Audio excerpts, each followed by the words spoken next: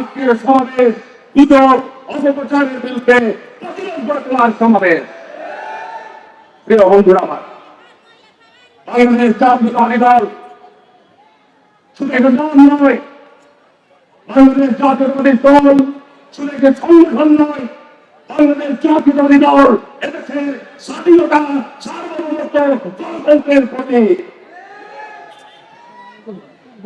আজকে বিএনপিকে নিয়ে কেন ষড়যন্ত্র হবে?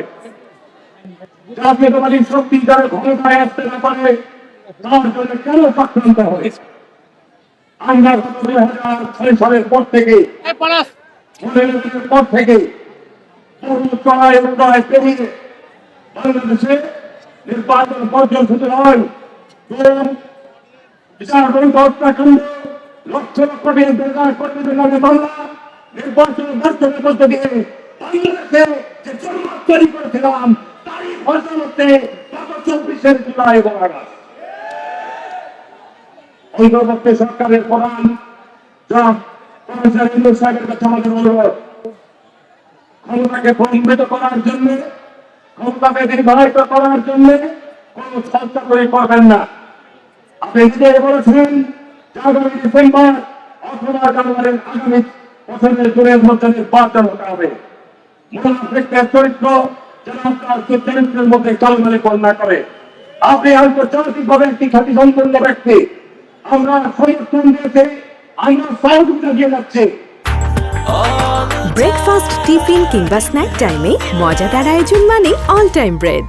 কিন্তু আমরা লক্ষ্য করছি ইতিমধ্যে অন্তর্বর্তীকালীন সরকার তার নিরপেক্ষতা ইতিমধ্যে প্রশ্নবিদ্ধ করেছে।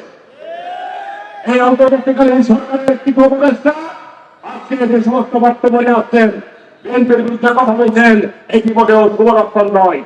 অন্তর্বর্তী সরকারের উপদেষ্টাকে দিয়ে নতুন দল গঠন করেছেন, আমরা অভিনন্দন জানাই।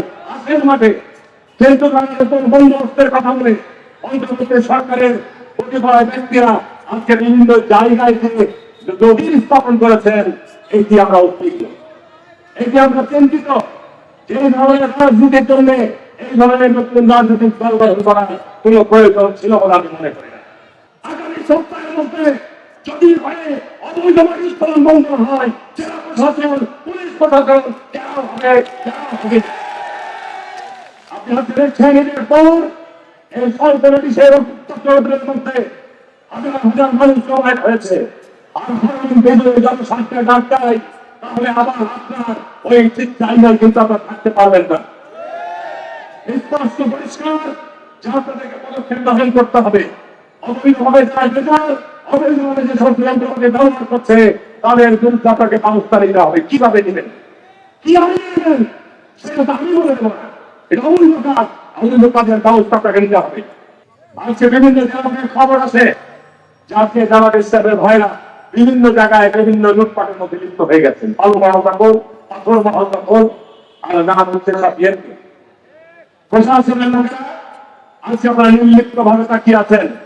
অন্তর্বর্তী সরকারের সময় যদি আপনাদের চরিত্রের পরিবর্তন না হয়, জনগণ আজকে আপনাদের পাশে দাঁড়ানোর পরবর্তী আপনারা আপনাদের ভুলগুলি থেকে বেরিয়ে আসতে না পারেন, তাহলে পরে আর কখন আসবেন, কখন ঠিক হবে?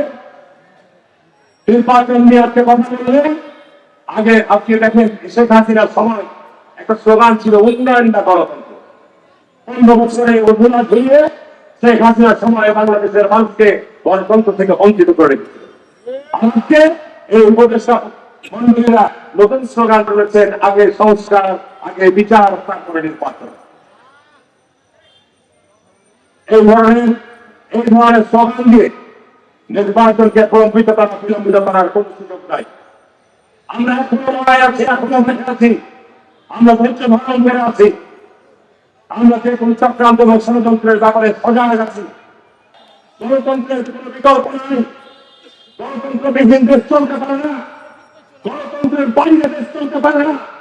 যে কারণে আমরা বারবার বলছি, আমরা ক্ষমতায় যাওয়ার জন্য নয়, ক্ষমতায় যাওয়ার জন্য লড়াই তো নয়। আমরা জানি যে শেখ হাসিনার এই পরিণতি যদি না হতো, 2018 সালে যদি শেখ হাসিনার অধীনে অবাধ সুষ্ঠু নিরপেক্ষ নির্বাচন হতো, বিএনপি বিপুল মেজরিটি দিয়ে ক্ষমতায় যেত। সুতরাং আজকের সরকার যেভাবে এই চক্রান্ত ষড়যন্ত্র করেন, এই ষড়যন্ত্র চক্রান্ত আপনি সফল হতে পারবেন না। আজকে যদি আমরা রাস্তায় নামে মাঠে নামে, তো দেশের পরিস্থিতি কোথায় যাবে? দেশের পরিস্থিতি ভালো দেশ দিতে পারবেন। আমি চাঁপাইনবাবগঞ্জের মানুষকে আমি সেটুকু বলতে চাই, আমি 96 সাল থেকে যতবার নির্বাচন করেছি, এই চাঁপাইনবাবগঞ্জের মানুষ আমাকে প্রাণ ভরে ভালোবাসা দিয়েছে। এই চাঁপাইনবাবগঞ্জের মানুষ আমাকে বারবার নির্বাচিত করেছে। আমি বিশ্বাস করি আমার সকলের চিন্তায় এই চাঁপাইনবাবগঞ্জকে আরো আধুনিক, আরো উন্নত, আরো অগ্রসর কিভাবে করা যায়। সংস্কারের ক্ষেত্রে সংস্কার তো হয়েই গেছে।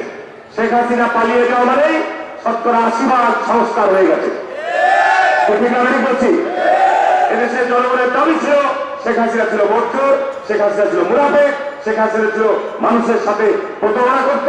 সুতরাং শেখ হাসিনা বিদায় এর অবসান ঘটেছে, তার সঙ্গে সঙ্গে তার সাংবাদিকরা পালিয়ে গেছে, ঠিক না? সুতরাং তারা যে অপরাধ করেছে বিচার হবে। বিচার একদিনের কাজ না, বছরের পর বছর লাগবে। বিচার আমরা করবো, অবশ্যই বিচার হবে। আর যে সংস্কৃতি 15 বছরে রাষ্ট্রীয় কাঠামোগুলোতে গড়ে তুলেছিলেন, প্রশাসন, পুলিশ, বিচার বিভাগ, রাষ্ট্রীয় সব প্রতিষ্ঠানে, সেগুলো সংস্কার করে তো সংস্কার হয়ে গেল। এই সংস্কার সংস্কার সংস্কার সংস্কার করে এত খানারা তুলে নির্বাচনের জন্য যতটুকু সংস্কার প্রয়োজন সম্পূর্ণ করে যত দ্রুত সম্ভব নির্বাচনের রোডম্যাপ ঘোষণা করবে।